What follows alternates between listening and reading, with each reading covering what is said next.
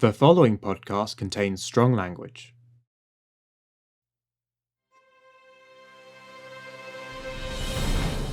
Hello and welcome back to the Ciné Rambles podcast. You're listening to Nick and Andrew, and we're here with your weekly fix of film-related reviews and ramblings. So Andrew, how are you doing? What have you been listening to? What have you been watching this week? I've watched Hereditary. Ooh, which we'll be talking about later, hopefully. It's alright, yeah, we'll talk about that. So I've been watching Killing Eve Series 3. Oh, you've started it. I have. Thoughts so far? Good. It's definitely losing me. Yeah, it's not as good as the other two. This is the weakest season so far. I'd agree, yeah. And do you want to know why, right? Go on, quickly. I feel like death has no meaning now.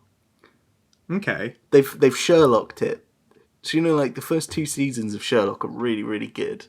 And then Sherlock dies, but then doesn't die and he comes back to life. So that every time he's in peril, it's like, well, it doesn't matter because they'll just pull some bullshit and make him come back to life again. It's sort of 2 plot armory. Yeah, exactly. It's the same thing with Eve. It's like, well, she's just got to survive, you know, being shot. So it's like every time she's in peril now, I'm like, okay, well, she's not going to die because, you know, she needs to live. Okay.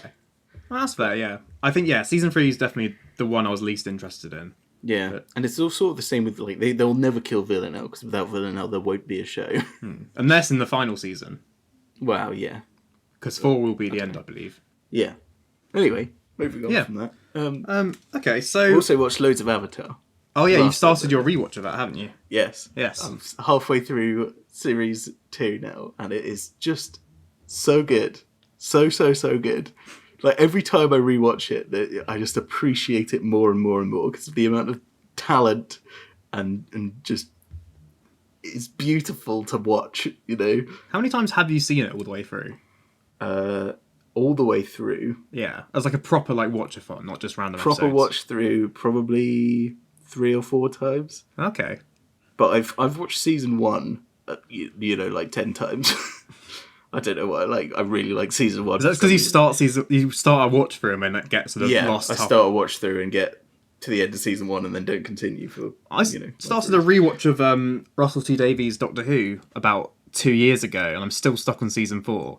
Which probably shows my opinion on season 4. Is that Catherine Tate?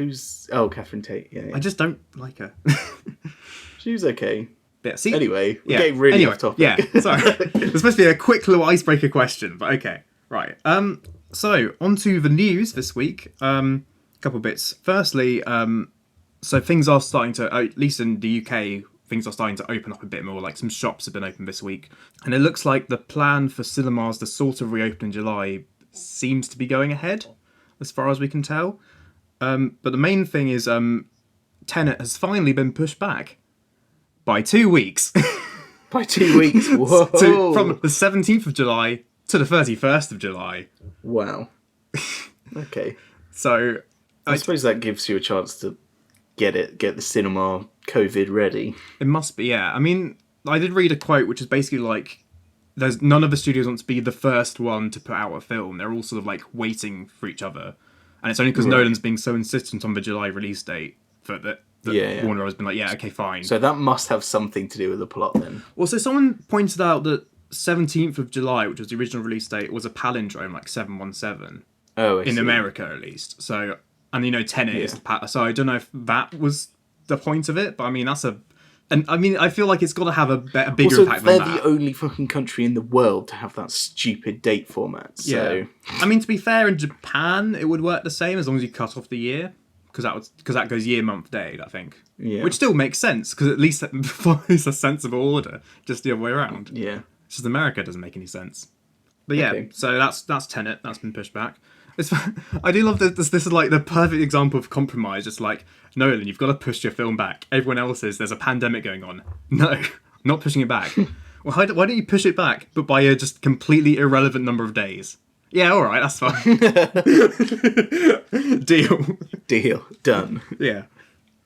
But so the other main piece of news is, of course, the Black Lives Matter movement is very much in the sort of the focus of media at the moment, and there's been a lot of things that have been certainly TV shows that are having episodes taken down or in other ways censored to do with potentially racially insensitive depictions. Some of them, like Little Britain, for example, somewhat justified. Others, however, and I know you've got a lot to say about this. I've got very much to say about this. It's Always Sunny in Philadelphia, which has one of its earlier episodes is of a satire on blackface as a concept. And that episode is apparently... Has it been pulled or is it about to be pulled? I think it's been pulled. Yeah, it has been pulled from Netflix. So yeah. Basically, also there was an episode of Fawlty Towers was pulled as well. The German episode, which is more just about... It wasn't racist as such, but just because there's got German slurs in it and stuff. No, well, also I think one of the characters says the N-word at some point. Oh, does he? Like, the old major. Oh, okay, I don't remember that one. I remember the Nazi stuff. That was the episode that got pulled. Was that episode? Okay, but I mean, I've got something to say on that as well. Okay, John Cleese also weighed in and absolutely slammed UK TV. Oh yes, for pulling that episode, which is very accurate and like so. I think it's very important to get across, right, that blackface and racism is not okay. Yes, right.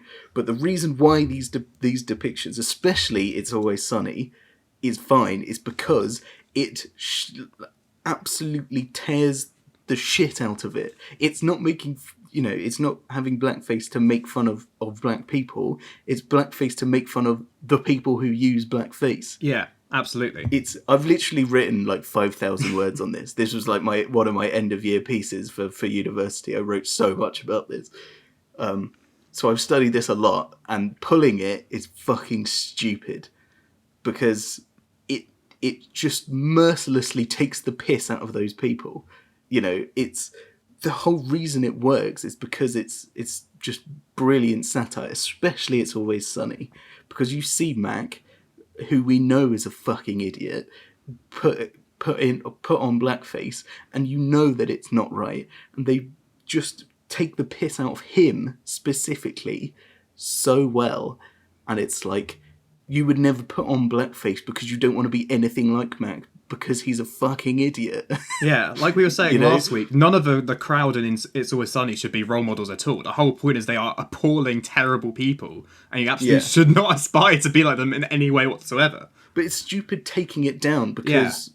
Well, to take it down completely misses the point of the episode, isn't it? Yeah, exactly. It misses the point, but also having it stand works so much better as...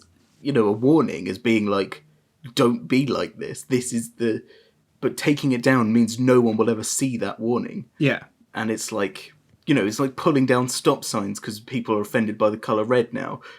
And it's like, but it exists for a reason because it stops people doing that thing. Yeah. And it's like, so pulling it is a fucking stupid idea because it's such an excellent reinforcement of why you should not do that. And it's the same for Fawlty Towers, because the character that then does say the N-word gets ripped the shit out of by Basil Fawlty, and he's like this stupid blithering old man who's got no memory, who thinks he's living 30 years ago, who is obviously got some mental deficiency and is just like this stupid blithering old man. It's like, you don't want to be that person. Yeah, it's specifically... You don't want to be anything like him because he's a terrible person. Yeah, it's specifically criticising that behaviour. It's not. It's exactly. Absolutely saying it's not okay. So it's in support with the movement, Yeah, it is. But also then just not having it is worse because you don't have the warning. It just makes... It rustles my jimmies. Well, see, this is the argument I thought. Like, even so, Little Britain, which... I mean, it was relative. It was like 2005 as well. So, like, it's also like shockingly recent. Like, it doesn't even have the same argument. Something like, Dumbo, or like, the other older films which have had this kind of problem, where it's like, oh, it's of its time. It's like, this wasn't okay at all at the time. Why did we let this through? But either way, so the problem is ultimately, even if something is like genuinely racist and offensive, taking it down doesn't solve the problem. All it does is it makes it worse, if anything, because by banning something, people become more interested in it, and when people become more vitriolic that their content's being denied. Like, look at Clockwork Orange. It was pulled from distribution by Kubrick after a lot of like death threats were sent to him and his family over the violence and stuff of the film. And for the next like 30 or so years until he died, and it became available that's again. ironic. Yeah, but like so many people, like it was like the most pirated film ever. Clockwork. Like so many people were trying to get copies of it. Like video shops have to put up signs saying, "Sorry, we do not have copies of Clockwork Orange." And like there were midnight screenings set up underground, and they'd get like arrested and raided. Like it was had such a boom around it. There was I think it was in the 70s. There was a song.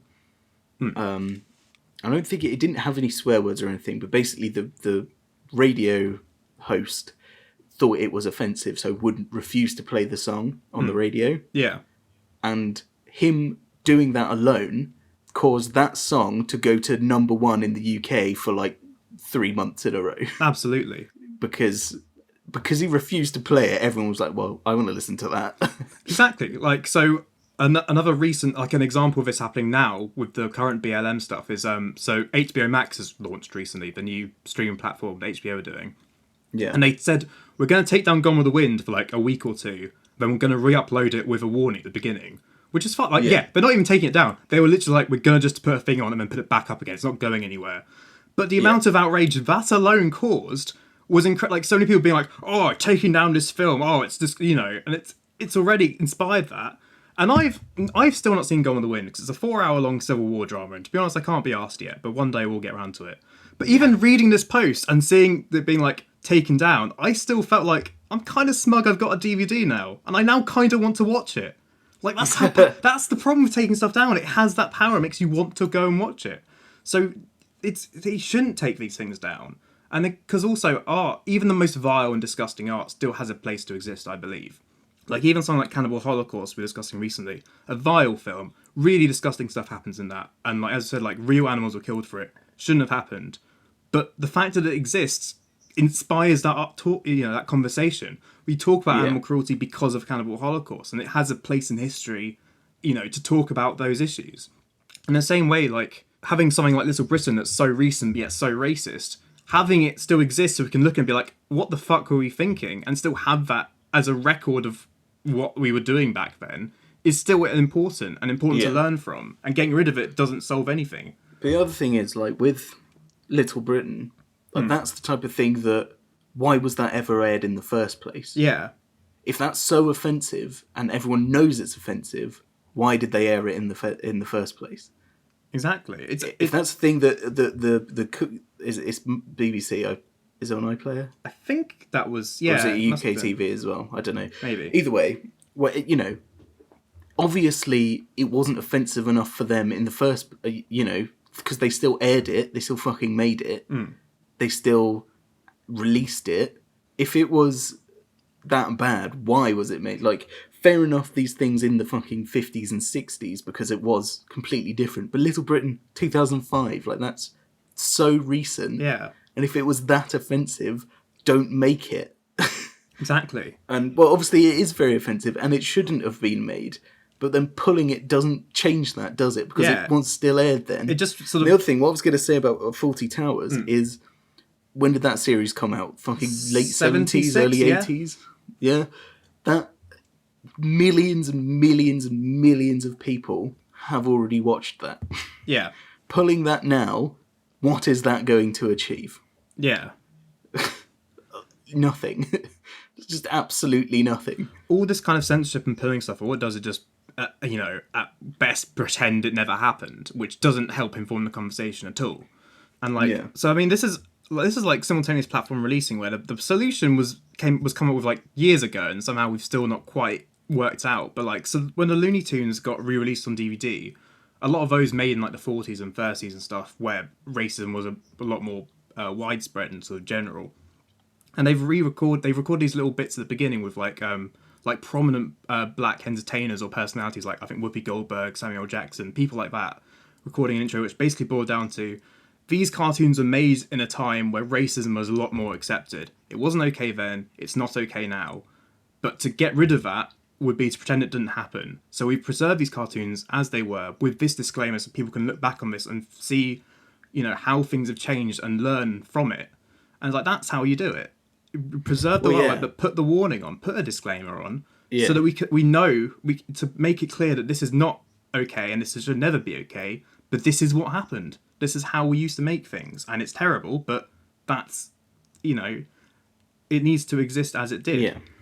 Well, the other, I want to say about Disney as well. Like, if you've watched some of the early Disney cartoons, they are absolutely shocking, appalling. Like, their depictions of race are just horrendous. But they are still available. But also, I don't know if they are anymore, but they were a few years ago when I studied animation. But what Disney have done, instead of turning away from that, they've apologized for it, but also they're now making things with a very diverse cast. Like Moana is about Polynesian people. That would not have existed at all. Like, rather than being like, shit, let's pretend this don't exist, they're like, okay, well, why don't we in the future make a very, very diverse, fair representation of everyone? And I think that's definitely the way forward. Rather than pretending it doesn't exist, learning from it and making the things in the future have the fair and equal representation. Absolutely. And it's just pulling it is stupid, but also especially Always Sunny, where they tackle everything offensive under the sun. I mean, you could arguably literally pull every single fucking episode. But you genuinely could. Like, they take the piss out of, everything. Name something they haven't taken the piss out of. It's impossible to do. They've done hundreds of episodes. They've basically covered everything. But also, but again, with, so if we look at Mac in the early seasons is really homophobic. But then what they did, rather than just have him be always a homophobic, they made it like this ultimate irony and made his character gay. And it's like, that is the way to completely undercut this, because anyone who then agreed with his homophobia is now like, oh shit, he's gay. It's been slapped in the face, like, well, maybe you should take a look at yourself.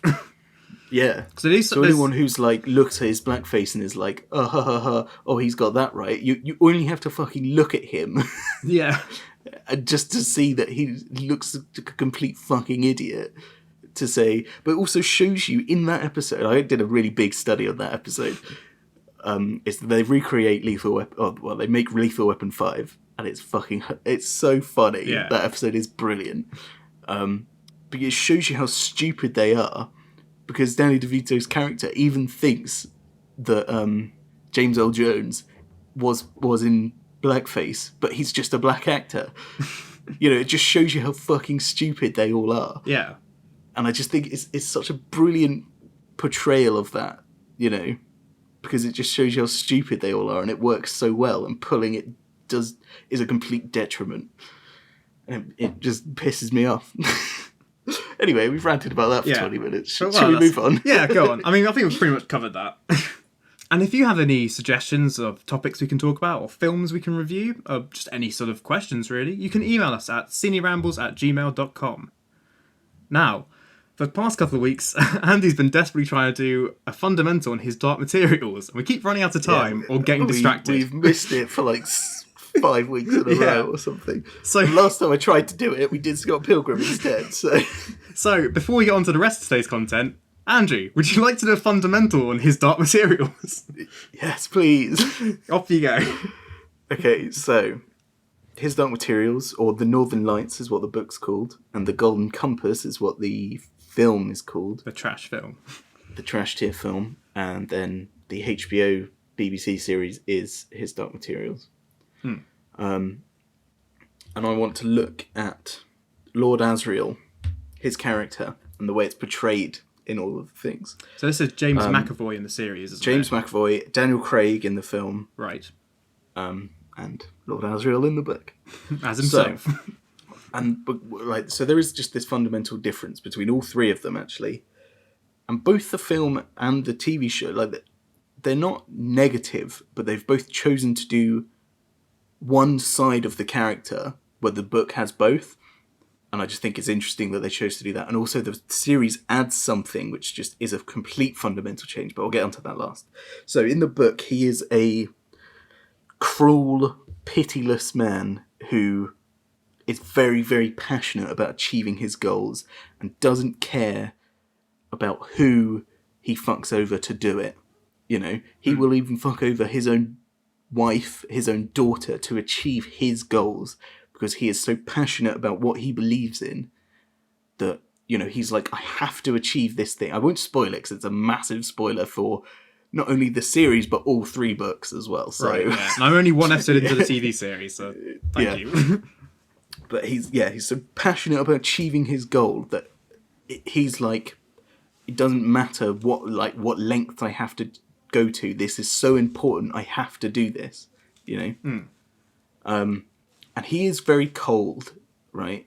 You know, so in the film, they make him very cold and emotionless, which is fine. Like, that is part of his character, is he is quite cold and emotionless. Like, not emotionless. He is, what I'd say is, you know, passionate. He does get angry with Lyra, and he does shout at people, but he is always in charge. Whereas in the film, they make him this sort of almost like silent antagonist. You know, he doesn't really say too much.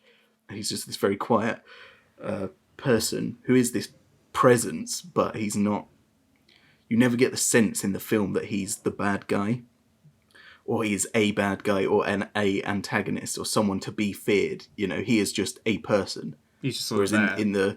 in the book, in the film, you're always like, well, in the book and the TV show, you're always like, oh, this guy's fucking shady. You know, you're like, oh, I don't know whether we should trust him or not. He is an antagonist. You know, you don't know who to believe, or, you know, whatever. In the film, in the show, they have a scene, and I think it's the very, very first scene of the show. They show him, James McAvoy, wading through this water to deliver baby Lyra to the to Oxford University. Yeah. So they have that scene. That isn't in the book. All right. And there's a very key reason that's not in the book. It's because deep down, he doesn't have that compassion to do that. Yeah. So they add this compassionate side to him. Yeah, I was gonna say, he seems a lot more sort of, like compassionate and sort of like caring. Like, he seems almost like not a great uncle, but like certainly a better than a bad one. Like, he seems like a good character, as being set up to be. Yeah, because in the series, had I not known the book, I would have assumed that he was shady, but ultimately, you know, probably a good guy. Yeah. Whereas in the book, you never get that, even from the offset. Like, the first scene you have with him in the book, he is shouting at Lyra, like, oh my, like, why have you listened in on our conversation? What the fuck are you doing here? Get out.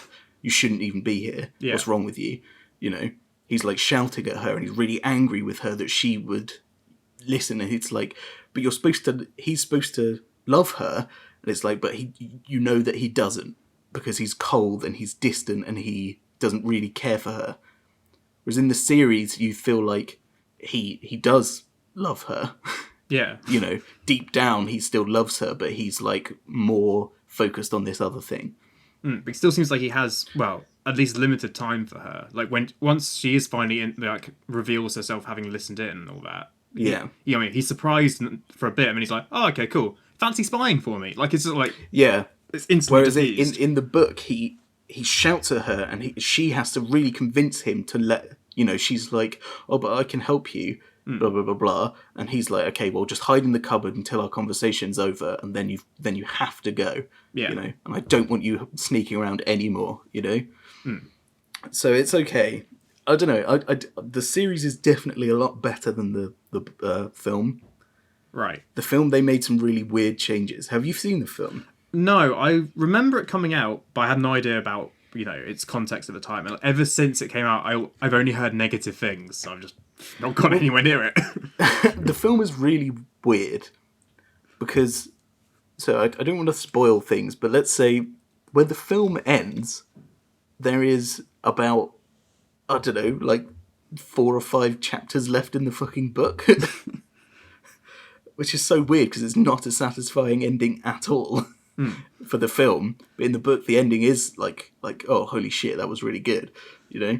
Also, like, the film, from what I gathered of it, it's all I knew after growing up was like, oh, there's these armoured polar bears in it. And it's like, is this a film about polar bears fighting and there's humans involved, because that's what it seems like. So when I started watching the series, I'm like, oh, there's no polar bears in this at all. There will be polar bears. There will be, I'm sure. But also, just a quick question. When's the series set? Because the opening shot is like a really modern-looking helicopter. Oh, right, yeah. And then it seems to be in the 40s. I'm like, what? Yeah. So that's the thing about the series, is they was really confusing to me, because I think the book's supposed to be set in the 50s, just from like descriptions of like, you know, the cars and people's clothes, and it's like obviously not modern day. Yeah. I think he wrote it in the 80s, the 90s maybe, but I think it's set in like the 50s. But I could not tell when the series was supposed to be set, because they all wear like 50s clothes or, you know, 40s clothes. Yeah, the decor all looks very sort of wartime. But yeah, then there's like this sleek helicopter, and they've all got like modern machine guns and stuff. And it's like, what is happening? But then there's still airships in a very specifically like sort of diesel punk kind of design. Like, well, that's the 40s kind of styling. I was like, well, where are we? Yeah. And it is supposed to be like this alternative world. Well, the other thing is it's impossible to tell. I don't know if this is spoilers. It probably is. Maybe I shouldn't. But, well, right. So they put stuff from the second book in the first series. Right. Which is okay, like, because they take what is, you know, just like a chapter in the second book and flesh it out to be parts of the first series, which is, I mean, it's fine, because, you know, that's like unexplored stuff, which is okay. But I can't spoil it. We'll come back to another day, maybe. Yeah, okay. It's just such a strange fundamental, that huge change, but giving him the compassion. I genuinely think it's because it's, I don't know, James McAvoy maybe might be the star power, because I can't really think of why they would change that character. Well, I mean, I don't know. Obviously, I don't know how the plot progresses from this point, but my initial reaction is it seems like to make the uncle, who is essentially the surrogate father figure to the main character, be cold and unlikable seems like a bad idea, and it makes more sense to have, like, you know, a sort of slightly dodgy but still like a warm father figure who seems like he's there for Lyra and does care even if he's got other things going on. Well, I feel like it would be a worse impression to have him being like outwardly a dick. Yeah. But yeah, I don't know. That's my initial reaction, but I don't know where it goes from there. Yeah. I mean, I can't say anything. I really can't without spoiling the whole thing. Well, I did like the first episode, so we'll be watching more of it. It's good. It was also Mrs. Coulter. Is that the evil woman? Yeah, she's the baddie. Okay. She is. Ruth Wilson, who plays her in this series, is absolutely fantastic. See, she is so good. I can't tell if it's supposed to be a twist that she's evil, because, you know, in the first episode she's introduced, and literally the moment she walks in, like, she's doing the evil walk. She's doing the evil voice. She's evil. It's like, Lyra, do you want to come work with me on this exhibition? Like, no, she's evil. Listen to her speak. So I don't know if that's supposed to be a twist, because it's really obvious. I feel bad for Ruth Wilson, but she has such this face that she just looks like a bad guy. Yeah, she just has like what I mean? She has that sinister sort of like socialite face, yeah. Yeah, because she's have you seen Luther? I've seen seasons 1 through 4. Yeah, so you know she's like the bad guy in that as well. It's like she just looks like a bad guy. But yeah, in the series she's brilliant as Mrs. Coulter. Like, she's really, really, really good. So yeah, I mean that was a quick fundamental. Also, a slight side note, but like, yeah, it took me probably longer than I should have to realise the animals were talking. When it's like the first couple of scenes, and I'd hear this extra voice, be like, "Who? What? Oh, it must be one of the characters." It's Pantalaimon. I love Pantalaimon. He's so cute. Which one's that? Pan. Is that the ferrety thing? That's Lyra's. Also, quick thing from the first episode, like. I mean, firstly, they run around a lot, and this ferret's just on the floor. It's like, how have you not been trodden on yet? Like, Jesus Christ. Secondly, at the end, and it's like, oh, the airship's leaving now, you've got to run. She fucking belts across, like, Oxford campus. It's like, that ferret is not keeping up. It's not on her shoulder, it's on the floor. It's a ferret. It's not going to keep up. It's a snow martin. Whatever. And then, so she gets and also, he changes, doesn't he? He becomes a cat or a bird or something. Oh, wait! That explains a lot. So wait, they can change, the animals can change? Only kids' animals can Oh, change. because that's the other thing. At one point, like a bird appeared. I'm like, wait, whose bird's that? Who's that belong to? you should have a ferret. And I was like, does she have a pet and an animal? What's going? Because then she's also talking to like this like there's like this mongoose she starts pointing to at one point. It's like, who do you belong to? Stop stealing people's animal. Anyway, so she then runs onto the airship. The ferret's been miraculously there, but he's on like the balustrade going into the entrance. She runs through the door. The guy closes the door behind her. That ferret was on the other side of the door. I saw it, and then it's just with her on her purse. It's like, what is it teleporting now? Well, it probably turned into a butterfly. What? It changes a lot. You should see it. I was so confused. I was like, have we just forgotten to... What? Is there like a cat flap on this airship for the ferret to come through? Oh, man. I genuinely didn't realise they transformed. Again, it took me 10 minutes to realise it was talking. Oh my god. It's like, oh, they're just doing voices to each other. Oh shit, it's the ferret. Okay. Oh. So, Right. Hereditary? Yeah, sure. Okay. Before we continue with this week's Field of Screams, we'd like to point out the following discussion of Hereditary is spoiler-tastic, which you did a really bad job of pointing out while we were recording it. So, if you haven't seen Hereditary, I do recommend that you watch it because it's a great film. You can skip ahead now with the time codes on the video or in the description, and on Spotify, you can do whatever you usually do to avoid these. We still haven't got a system for that, but whatever. So, welcome back to Field of Screams, as we're now calling Yay. it. A lot more funkier than Andrew's film Horror Education. Yeah, which is a shit name. Yeah. So, Andrew has now watched Hereditary, which has debuted on... Not debuted. It's back on Netflix this week. So, Yeah. yeah. So this is Ari Aster's debut film. Same guy did Midsummer. So, it's certainly an interesting film. Yeah. It's got a lot of positives, but I don't know. I didn't like it. I can definitely see why people wouldn't like it. Because I have a lot of grievances. I think the end is completely fucking stupid. Yes. But also, like, there's this good sense of, like, I don't know. I don't really want to say dread because I was never dreading anything. I feel like I should have watched this before Midsummer, right? Because I feel like he manipulates your emotions much more succinctly in Midsummer than he does in this. I do think Midsummer is definitely more like, I guess, not louder, but like it seems more sort of in your face. I mean, Hereditary definitely does get up in your grill, so to speak, but I think overall Midsummer's a lot more oblique about it. Midsummer pushes you as far as it possibly can. Hereditary is, well, not subtle, it's subtler than Midsummer, I guess. Yeah. I think if watching Midsummer first and expecting Midsummer from Hereditary is a mistake. Yeah. Certainly. So it's very serious throughout, like, which is, obviously it's very serious throughout, and you feel for the lead actress is brilliant. She's really, really, really good. Toni Collette, yeah? Yeah. She is fantastic. So, I mean, you really feel for her, and it's all about, grief of lost loved ones and everything, and it's fine. But the ending, where she starts fucking, spoilers, floating around like a fucking weird ghost person, and then, when the boy runs up and he hides in the attic, and she's just there, like, banging her head upside down. Yeah. That made me, like, fucking cry with laughter, because it was so fucking stupid, and caught me completely off guard. It was like, it had this dread throughout, and then there was just that completely fucking stupid imagery. It was just made me laugh so much. That is my big problem with the film, and there is a whole post about this on the blog if anyone's interested in more details. But I will summarise, and also, I mean, I probably would have put the spoiler up by now because you have spoiled shit. But basically, if you're still around, whether this is spoilery all throughout. But so the great thing about Hereditary is because it starts with this thing like there's this creepy grandmother who's dead, and it's like a funeral, and you're like, okay, well, this is going to be, she's going to possess the daughter. It's going to be like modern Exorcist because the daughter's creepy as shit. The mother's doing dioramas or whatever.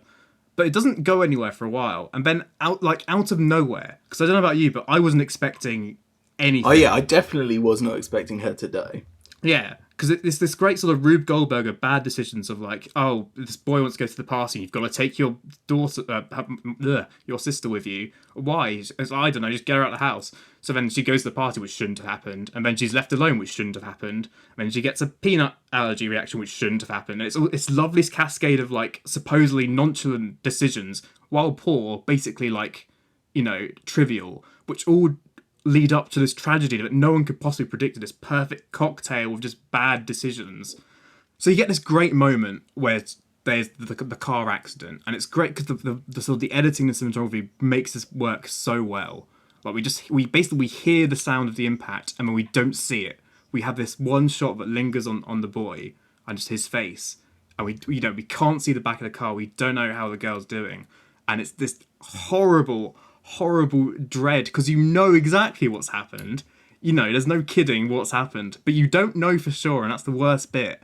And there's a good 2 minutes where we just basically stay on him in silence, and he goes home, he lies on his bed, and he's just still the same expression on his face. And again, we know what's happened, and we know it's imminent that we're going to have it confirmed, but it is confirmed. And it punches you in the gut, and it's such a strong reaction. It's genuinely one of the most upsetting moments in all of cinema that I've faced. Nothing has gotten me quite as bad as that moment. And See, that didn't get me that bad. Obviously that was the I don't want to say highlight of the film, but it was the highlight. I love seeing girls get decapitated. It's brilliant. But it was unexpected, and you're right, the framing. What I do really like about that whole film is the framing. Yeah. The cinematography is fantastic. Both of Aster's films have just exemplary cinematography. It's so beautiful, so precise, yeah.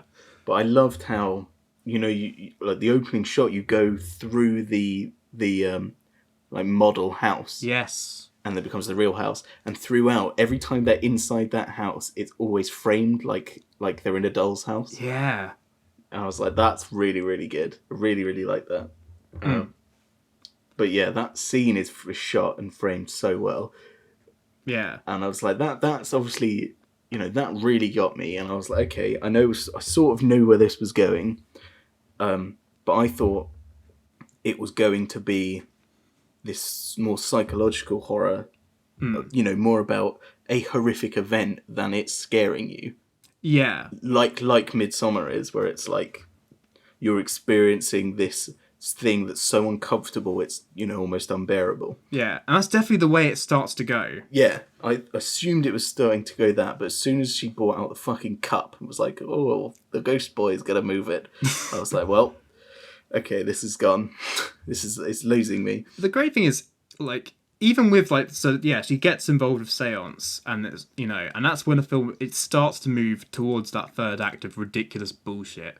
But at least with the seance, because the first time we see it, it's just her and this other woman, and it's again it's not much more than magic show level of oh, it's moving. So you can sort of rise up okay, it's a combination of this woman's manipulating it, and also Toni Collette's having a fucking mental breakdown, so it's fine. And when she starts to show it to the family, and nothing happens, and both the dad and the boy are stop it, it's not, you're going mad. So you can still write that off as she's just grieving and she's in a really terrible place.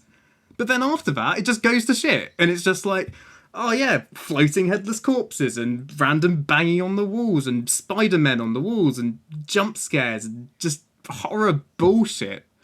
And it's so disappointing, I get. It doesn't make me angry, it just makes me disappointed. Because because it's the what I mean, and I'm still debating, and I don't know. I'll be interested to see how this works on a rewatch to see if maybe I'll notice some of a piece I missed, which will make this work. But what it seemed to be doing was here's some random generic horror bullshit, some sort of tropes you're familiar with. You'll know where this is going. Psych. No, it's not. That's bollocks. Real life is even worse than horror films. Some things are unavoidable. Suck up, life's a bitch, is basically where I was going. I was that's an amazing, great horror message. I love that, because it's so much scarier and more tangible than, spooky ghost woman or headless corpses. Yeah. What works so well about Midsommar is that could feasibly happen in real life. Yeah, there's nothing supernatural about Midsommar. It's all tangible. Yeah, exactly. It's so tangible, and that's what makes it so unsettling, is that can, and as likely has, happened in real life. Yeah. Whereas fucking the boy turning out to be like the ninth king of Satan or whatever Yeah. was like, well, okay. There was no setup for that. Yeah. Until like fucking 2 hours in, where she pulls out this book and starts reading about it. It's like, fuck off. The grief is so much better. I wanted her to, going mad with grief was so good, and how she's starting to like rip apart her own family because she's just that grief stricken. Yeah, because that's the other thing. Because there is the dead grandma thing. Is like, oh, she was so controlling, but that doesn't go in. It doesn't get enough setup to make the ending work. There's still loads of information missing to get from point A to B. Yeah. It just the ending still comes out of left field. It's not like we watch and go, oh, it's that. We go, oh, what? It's like there is just not enough setup for it to work.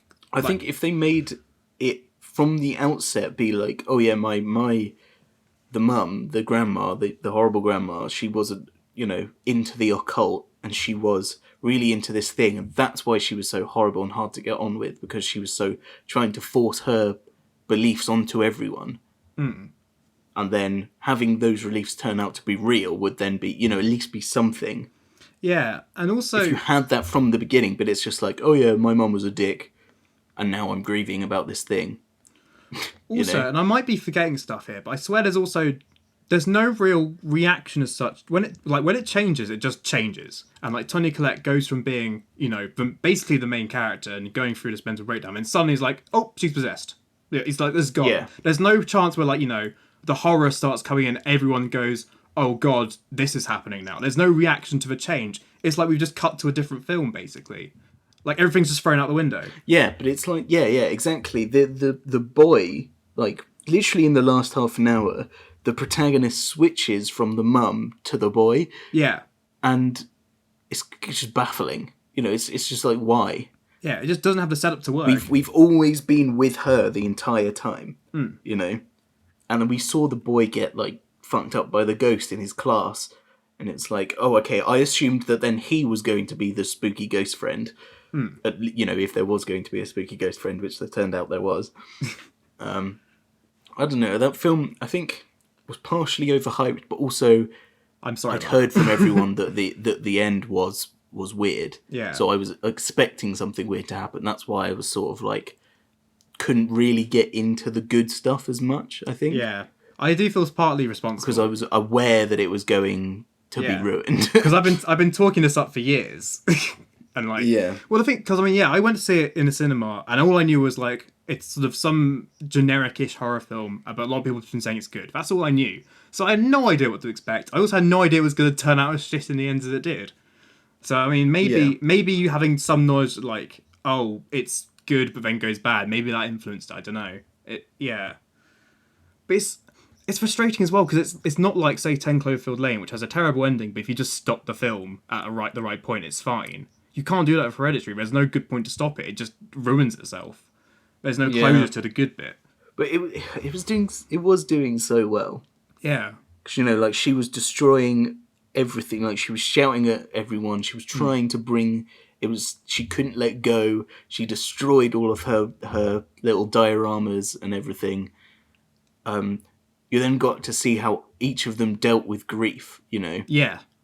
She was like completely lost control. Like the dad was trying to remain in control, but then you have him at the stoplights, and where he just breaks down and cries. Yeah, and then you have the son who is trying to still hang out with his friends and smoke weed and stuff, but then he's like having these panic attacks all the time, and all he can do before he was staring at the girl, but now he's like staring into space because he just can't. He's just dead inside. And it's like. Yeah, exactly. And it's like, that was really, really good. And then it's like, lol, no, he's a ghost bully now. Yeah. It's like, what the fuck? Also, like...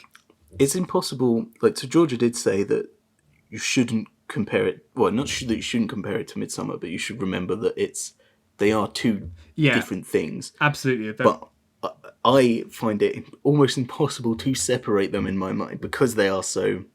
They're very similar in tone. They definitely have similar themes now I think about it in terms of like... Because they're both in some way about like loss and grief. But it's sort of...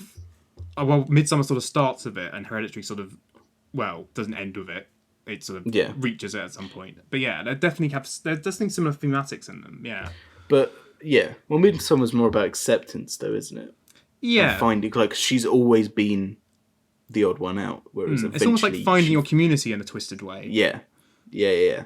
She finds someone to love, not to love her, but But just to be understand with her. And, Yeah, to understand her. Whereas this is like how different people deal with their grief and how Yeah. it can drive you mad. And spooky ghost people. Yeah. I feel like Midsummer just affected me for ages. I could not stop thinking about Midsummer, and because it was so weird and so powerful. Whereas this, as soon as it ended, we had a quick conversation, and then I forgot about it. I just went to sleep, and that was it.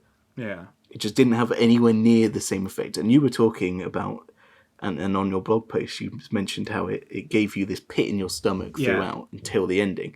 I just didn't have that at all. Like, I don't know. It just didn't. Well, I had that feeling of this dread of, something's going to happen, of something, and this bad, and you really feel for the characters. I really had that in Midsummer the whole way through, to the point where it's like, oh my god, I really want to like switch this off because it's so unbearably uncomfortable. And I just didn't have that at all in Hereditary. I was going to say, so I know you knew Hereditary goes bad. Did you know there was going to be a big moment where it changes? Or, like, were No, you so I didn't know anything about the bit where Okay. the girl dies. I just had no clue about that. That was a complete Yeah. surprise. Okay, And that bit was really good. because that was a complete surprise to me, and that's like because I had no idea that was coming or anything was coming. So I don't know, maybe that just really hit me like a freight train. Because I thought that little girl was going to be not the lead character, but a very important bit. Yeah, you thought she was going to whole way live past the through. 40-minute mark. Yeah, exactly. I don't know. It was strange. Did you think? Because the other like really really great scene is the dinner scene. Yeah, that's very good. Yeah. Yeah, that's because that's also like so. This is sort of something. I think a lot of Ari Aster's horror. I say a lot. He's done 2 films, but like it seems to be the theme of them to me when you boil it down is like horror out of the sort of social, not anxiety, but like we were saying this in Midsummer, like sort of like fitting in socially. So, like, for example, in Midsummer, we were saying there was like the big sort of sex scene stuff and the awkwardness of having to watch it so intently and have people around it. While, for example, I think the dinner scene in Hereditary is a similar concept, but instead it's the sheer awkwardness. Like, if you think, because, it's all about subtext, that scene, which then boils over and becomes super text in the biggest font possible. Yeah. And, like, but it's so uncomfortable to watch. And because you think about, like, if when you try to comfort a friend who you know has been through the terrible stuff, but you have no idea what to say. And combined with the idea of like being guilty about something and also still like it's like taking 2 horrible social situations and slamming them into each other and turning up to 100. And it's just that intense social like sort of panic and just horribleness. And I like that. Because I think that's a big part of modern day society, certainly with like our generations or like, socially fitting in and like sort of social acceptability. And I think Ari Aster's managed to weaponize that fear in a very visceral way, which is why I think those scenes work so well. Yeah. Nick, I've just thought of something. Yeah. I think I've figured out why Midsummer works so much better than Hereditary does. Okay. So, in Hereditary, there was scenes every now and then that had the main lady, Toni Collette, is that her name? Yeah. Have her just spew some exposition Right. out at you, right? It had her say, when she's in the therapy, she's like, oh, I don't like my mum because of this reason. And then it had her talking to Joan, like, oh, Peter doesn't trust me because of this reason. And then, oh, blah, blah, blah, blah, blah. It has this little snippet, exposition. Whereas in Midsummer, they're like, oh, yeah, we're going to do this creepy cult thing tomorrow. Obviously, they can't remember what the actual word is for it. Yeah. And one of the characters knows what it is, but doesn't tell the other characters. It does show, don't tell. Okay. Yeah. And it does that really, really well, where everything is like, what the fuck is going on? Because it's showing you, not telling you.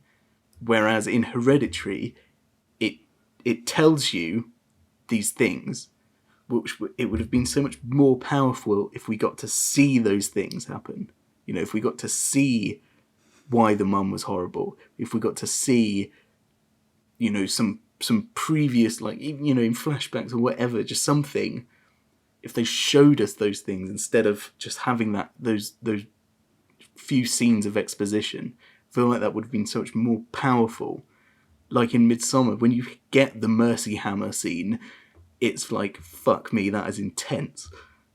Whereas in Hereditary, when she's like, eventually right at the end, she reads the book and is like, oh yeah, there's this spooky hellman, and my mum was part of the occult.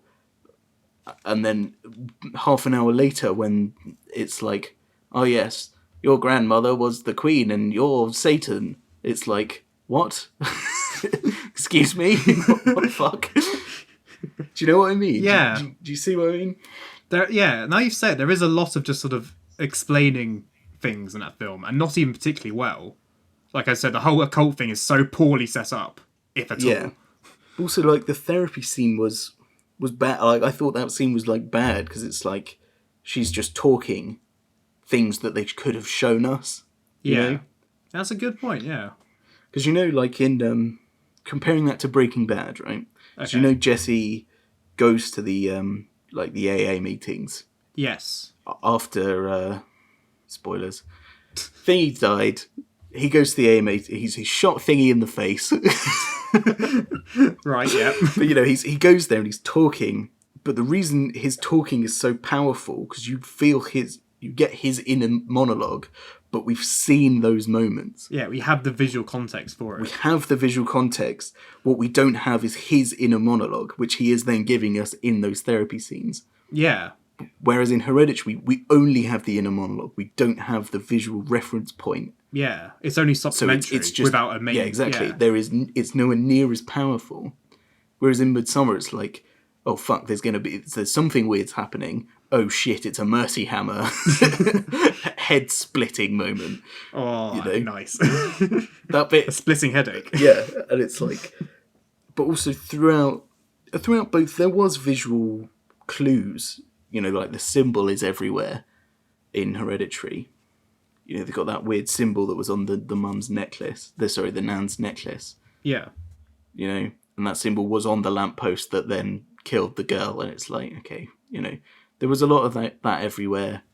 The creepy hell man was seen at her funeral, and he appeared later and sort of T-posed at the kid and then left, which was really confusing. So, yeah. I think you're definitely onto something there. It just could have been better, I think. Absolutely. It's so frustrating, because if it had stuck the ending, it might be like one of my favourite films of all time. It just had such a profound effect on me. And the fact that it doesn't, it's like, I don't know where to stand with it, you know? Yeah. Like, I just have not... It's got, like, the first 2 hours has a lot of potential. Yeah. And then the last half an hour completely squanders it. It's just like, what do I even, you know, can I average that out? Yeah. But, you know, I think it's definitely worth seeing, though. I think, you know, it's... Yeah. It's just... It was good. It was okay. We were this close to greatness. Yeah, we were on the verge of greatness. Yeah, that was it. Okay, I think that's that. Yeah. Okay, so I think we'll leave it there for this week's episode. You've been listening to Ciné Rambles with Nick. And Andrew. You can find us on Facebook at facebook.com/CinéRamblesOfficial. And you can follow us on Twitter at Ciné Rambles. And for more information, you can read the blog over at cinerambles.blogspot.com. And if you've got any questions and correspondence and want to express your thoughts and feelings, email us at cinerambles@gmail.com. Yeah. Have you noticed that Nick's got me doing the end, and I feel really, really intensely pressured? Well, it's not difficult. You just got to learn your lines. It's not. Yeah. Well, I give you a bit of stuff to do. Thank you. Every time I do a mock intro, though, you cut it out, which is just rudeness. Hey, that's not true. I kept your mock intro from, like, episode 16? Whatever it was. Okay. I kept one of them in. Alright. Andrew, have you got any final remarks? Don't stick your head out of moving car, Nick. Sagely advice. Good night. Goodbye.